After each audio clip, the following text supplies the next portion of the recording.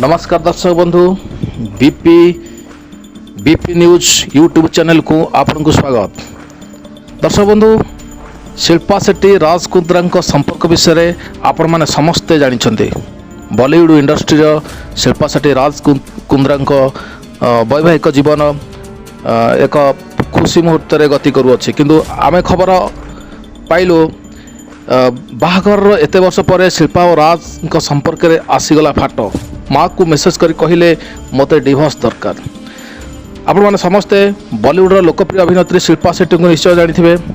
शिल्पा 90 दशक में बहुत सुपरहिट फिल्म रे काम करथिले हेले तांकर विवाह करिबा परे तांको फिल्म कैरियर बंद हो जाइथिला। विवाह करिबा परे शिल्पा फिल्म लाइन रे काम करले नाही। शिल्पा 2009 रे बिजनेसमैन राज कुंद्रा सह विवाह करथिले। तांकर एक पुत्र मध्य अछि जार नाम बियान राज कुंद्रा अटे।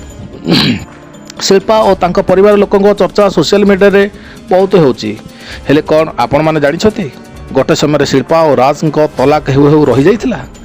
एथिपय शिल्पा तांका मां को फोन करी संवाद विषय कहिथिले हेले आपस बुझाबणा हेतु एही मामलाटी बढ़ी नथिला।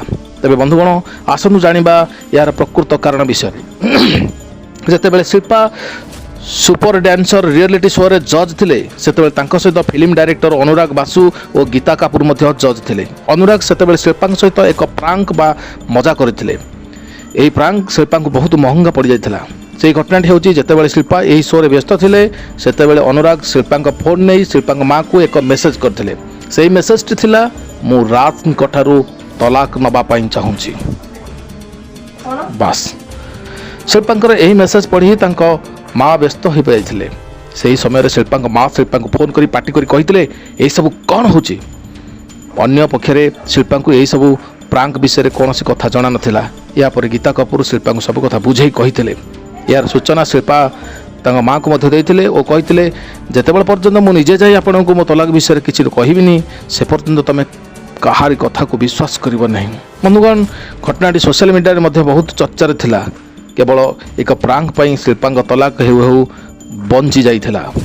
दर्शक बंधु आमर ए न्यूज टी जदि आपन को भल लगी ताले आपण माने आमर बीपी न्यूज यूट्यूब चैनल को सब्सक्राइब करंतु, लाइक करंतु एवं कमेंट्स करंतु। नमस्कार, जय जगन्नाथ।